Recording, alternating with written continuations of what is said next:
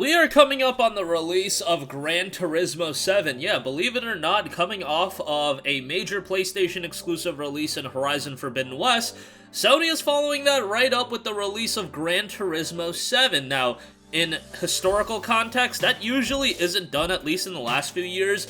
When you get a major exclusive release, usually they take a little bit of a break. Like last year, Returnal came out in April, and Ratchet & Clank came out in June, and even that was at least 2 months. But more often than not, you'll see something like in 2018, when God of War comes out in April, and then Spider-Man comes out in September. But no, here in 2022, right back to back, you got two major exclusive releases. Now, I apologize in advance because this video is going to be a little bit more rambly and all over the place, but I want to give you guys a little bit of history with my experiences with Gran Turismo going back to the PlayStation 1. Gran Turismo 2 was a game that I am very nostalgic with, Gran Turismo 4 as well. I think that's a game that everybody that picked it up on the PlayStation 2, I remember it being like such a popular game back then.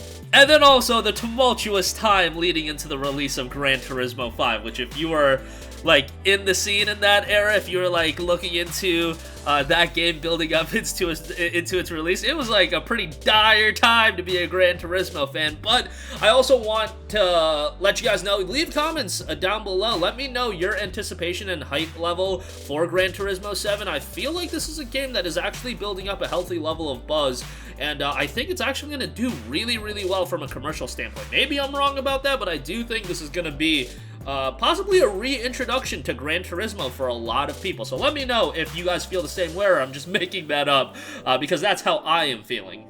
Now, Gran Turismo isn't necessarily the typical PlayStation exclusive that people associate PlayStation with these days, like this big budget single player game. Gran Turismo, on the other hand, a long running franchise, a big budget game, and a game that I am actually absolutely hyped for. And maybe that's surprising to some of you guys, because it's not like over the past few years I have been exceedingly excited for Gran Turismo as just an IP. However, prior to us making videos on YouTube, I was a gigantic Gran Turismo fan. I can go back to Gran Turismo 2 on the PlayStation 1, and that song, My Favorite Game, it wasn't my favorite game, but the song, My Favorite Game, it was called My Favorite Game by the Cardigans, was an absolute banger of a track. That game was awesome. And then into GT3 and GT4, and then, of course, GT4 was excellent. Everything kind of changed with GT5, and if you were growing up excited for Gran Turismo 5, I'm sure you guys remember some tumultuous times that came with that. Now, first of all,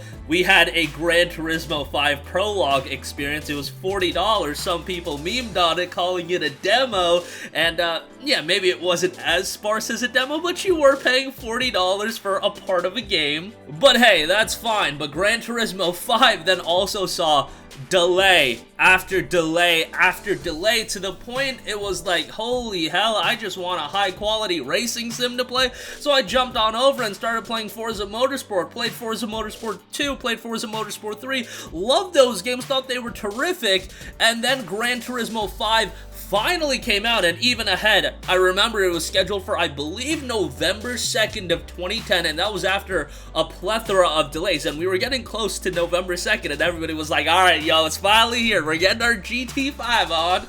After all the delays, we finally made it, and then, like, almost 0 hour, I want to say, like, mid-October, it was like, nah, bruh, GT5 delayed again. Thankfully, that was the final delay, and ultimately the game came out in late November. I picked up Gran Turismo 5, and I liked the game, but I wasn't as hot on it as previous Gran Turismo titles, and while I enjoyed the game, I played it quite a bit, kind of pushed it to the wayside quicker than I did previous Gran Turismo titles. And then Gran Turismo 6 had that weird release date where it was like a month after the release of the PlayStation 4, and it only came out on the PlayStation 3. At that point, I had moved on to the PlayStation 4, so it came out in that window where a lot of people didn't check it out, and I believe if you look at it statistically, Gran Turismo 6 actually from a sales standpoint did considerably worse than Gran Turismo 5, and then GT Sport came out. I didn't get into that, and my time, I did play a lot of Forza games. Forza Motorsport and, of course, Forza Horizon. Motorsport was just pumping out games left and right, and ultimately, that got a little stale to me as well. But then Horizon, bringing it to an arcade standpoint, whatever. But now, It's been so many years that I got invested into a Gran Turismo title, and remember, with GT6, PS4 didn't have backwards compatibility, so you weren't playing that on the PS4 if that was your primary console at that point.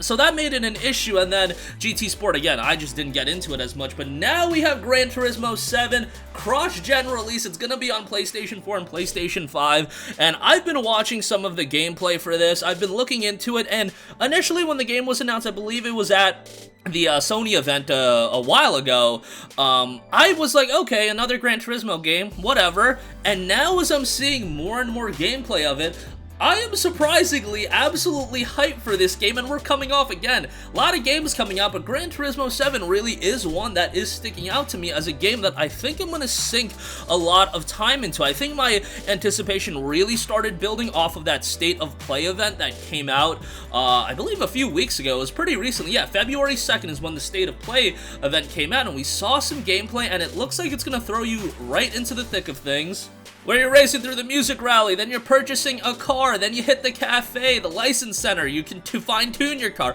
All of those elements that are typical for a racing game, but it does seem like there's an added level of detail to GT7 that has me excited. And again, I think for me, it is an instance of absent makes the heart grow fonder, and absolutely, with Gran Turismo, I've been out of the loop for a while, but I don't think I'm the only one. I think there are a lot of people that after GT5, I mean, the GT6 sales numbers kind of show it, and if you play GT Sport, yeah, I played it a little bit, but it's not like that game captured me immediately.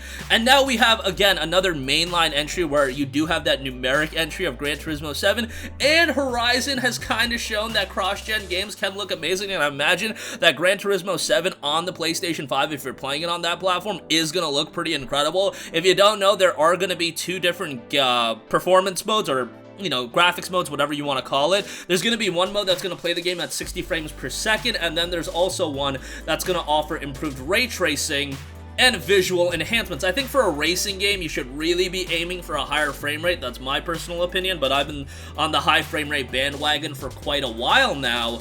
But yeah, they're offering multiple modes as well, and the game is actually coming on 2 discs on the PlayStation 4 as well, so yeah, that's kind of interesting as far as that's concerned.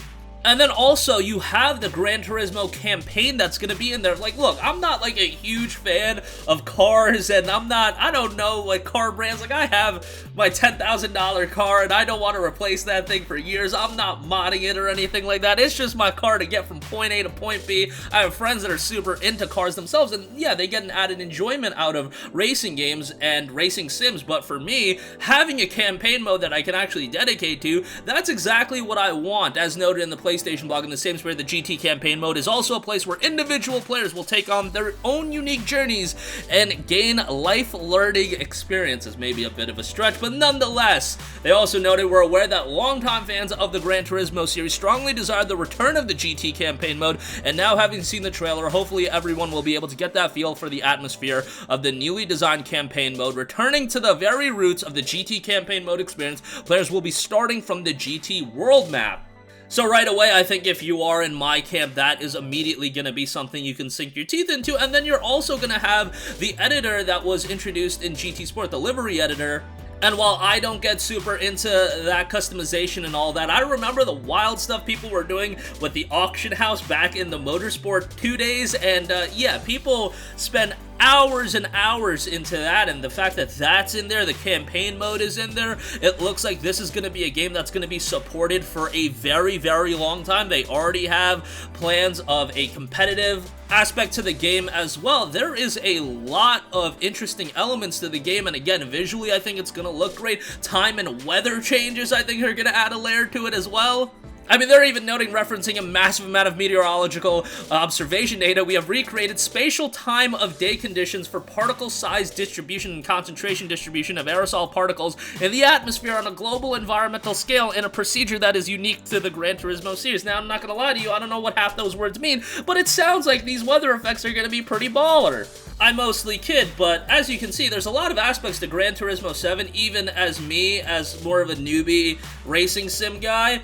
I think I'm going to be able to sink my teeth into it. I think as more of a solo player that's not going to get super knee-deep into this game. I think there's going to be a lot of content for me to sink my teeth into just because of the variety of the game. I think the visuals for a normie is going to draw them into the game, especially on the PlayStation 5, but the game is out March 4th, so you have this week after week of big blockbuster releases into Horizon, into Elden Ring, and then into Gran Turismo 7, and GT7 is like kind of a nice cap-off to that 3-week period of big game releases, just because it's offering something widely different to Elden Ring and Horizon. But I want to hear from you guys. Let me know your anticipation level for GT7. I know I'm a bit all over the place. We're probably going to do a before you buy video, which is going to look at, you know, specific information regarding the game, but I kind of just wanted to go over my history with the Gran Turismo franchise, because I don't talk about it that much, but, you know, Gran Turismo 2, played the hell out of that. Gran Turismo 2 and 4 are the ones that I really spent a lot of time into,